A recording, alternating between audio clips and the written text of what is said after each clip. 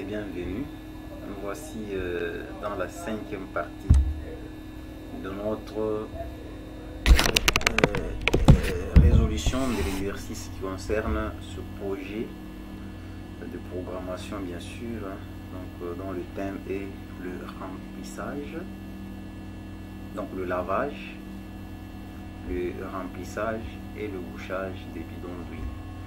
Donc la dernière fois on était en train de parler du FC1 ici, donc c'est le bloc qui s'occupe du pilotage du système. Donc toute la philosophie de fonctionnement a été programmée ici et je vous ai expliqué réseau après réseau comment est-ce que ça se faisait. Dans ce tuto, nous allons rentrer dans OB1. C'est ici où tout se concrétise. Donc nous sommes bel et bien dans OB1. Donc OB1, c'est le bloc principal, c'est lui qui exécute le programme et qui fait appel à tous les autres blocs en fonction de l'ordre dans lequel on les appelle dans le programme. Okay? Et vous voyez ici, en premier lieu, j'ai fait appel à ces mêmes blocs de pilotage, le FC1. Ensuite, j'ai fait appel au bloc mémoire, donc le bloc qui mémorise le cycle, vous savez déjà, je vous ai déjà expliqué. Voici ce bloc, je l'ai appelé dans ce deuxième réseau, donc il sauvegarde la mémoire. Ensuite, j'ai fait appel au bloc qui s'occupe de pince, donc le moteur pour le pince, il est ici.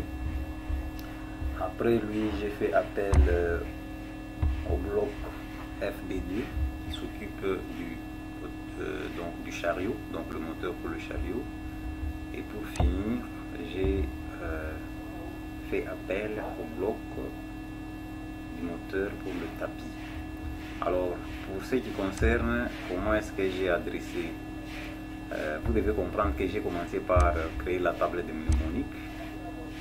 Okay, elle est là, la table de mnémonique. Donc ici, j'ai saisi les mnémoniques, comme vous pouvez le voir ici. Donc ce sont les noms qu'on donne aux différentes variables. J'ai donné les opérandes. Et vous voyez ici, par exemple, là vous avez les entrées, ici les blocs, et ici en bas les sorties. Voilà. Et j'ai donné aussi les types pour tous ces blocs. Voilà, c'est ce qui concerne la table de mnémonique. Alors, au niveau du FC1, si vous observez bien, il y a à l'intérieur ici, vous pouvez voir les noms que j'ai donnés lorsqu'on était en train de programmer. Donc dans l'interface, les mnémoniques que j'ai donné là-bas, ce sont les noms que vous avez ici à l'intérieur. Et les mnémoniques que je viens de vous montrer sont ici à l'extérieur. En l'occurrence, vous voyez là, j'ai des adresses périphériques, donc qui vont sortir mes modules d'entrée-sortie au niveau de l'automate. Par exemple, là, vous avez pour le bouton poussoir, c'est l'entrée E1.3. Pour l'arrêt du système, le bouton, c'est E0.0. Et le capteur chariot à gauche, voilà, c'est E0.1. Et ça évolue. Donc tous les entrées-sorties que vous voyez ici sont les entrées périphériques et ça va me permettre de pouvoir renseigner l'automate de ce qui se passe à l'extérieur, et lui aussi va passer la commande, et sur la commande, quand on parle de la commande, on va voir les sorties. Et là, entre autres, vous avez la commande, par exemple le contacteur de descente pince, de remontée pince. Et là, voici la logique. Donc si vous prenez par exemple cette mémoire, le M3.0, c'est quoi? On va aller voir ça ici, tout en haut.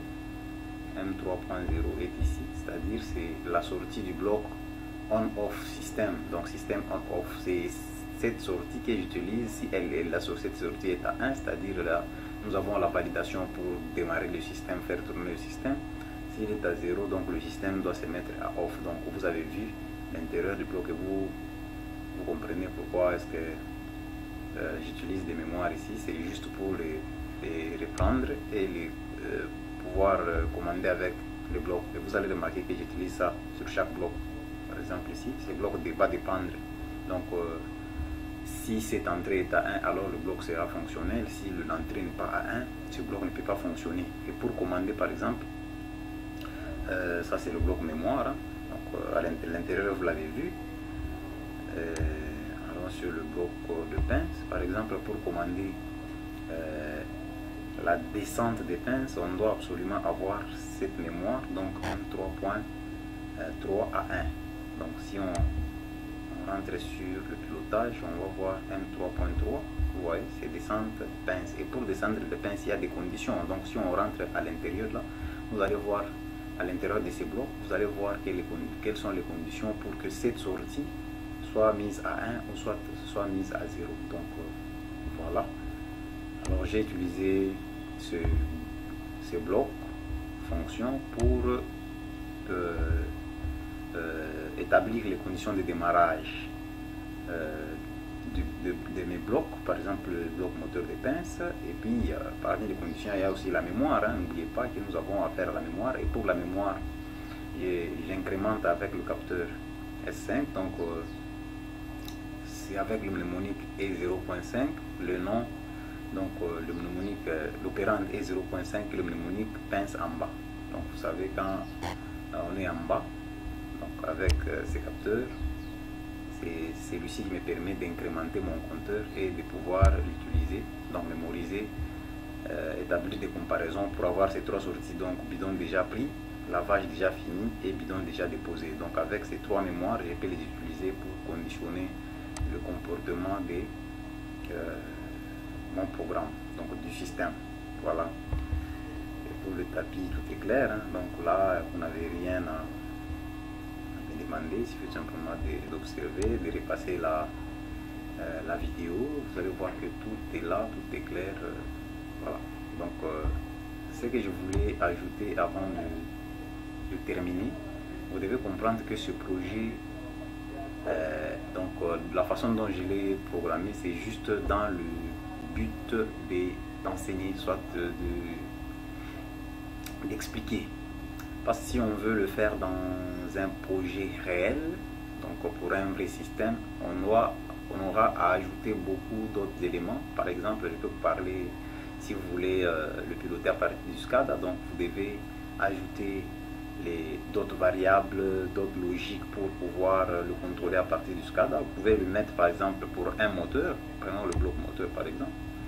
Vous voyez que c'est très simple, même si on entre à l'intérieur c'est très simple, mais si vous voulez par exemple, donc pour un vrai système, vous allez mettre beaucoup d'autres éléments, par exemple les boutons d'arrêt d'urgence, vous pouvez l'utiliser en mode remote, vous pouvez l'utiliser en mode local, donc il y aura des commutateurs pour basculer entre tous ces modes. Vous pouvez par exemple utiliser des équipements tels que par exemple les VSD, vous pouvez utiliser les SIMO-codes, donc des équipements intelligents de contrôle. À ce moment-là, il faudra intégrer tout ce périphérie, tout voilà, il y aura énormément de trucs à pouvoir faire dessus. Donc ce qu'on a fait, c'était juste dans le besoin de l'explication et pour essayer un peu de vous faire voir comment est-ce que c'est possible de réaliser un tel projet. Alors je pense qu'on est déjà à la fin de notre projet. Si jamais il y a des questions, il y a des incompréhensions, il y a des suggestions, n'hésitez pas à me les faire parvenir, laissez-moi des commentaires et je vous invite à ne pas quitter la formation. Rejoignez-moi dans la formation parce qu'on va commencer maintenant dès le début. Donc on va prendre la programmation et on va utiliser ces mêmes logiciels Step 7. On peut programmer ce même système en d'autres langages. Par exemple, on peut le faire en Graph7, on peut le faire en langage liste, on peut le faire en logigramme, on peut faire le chat. Donc il y a plusieurs possibilités. Alors accrochez-vous et je vous dis à très bientôt.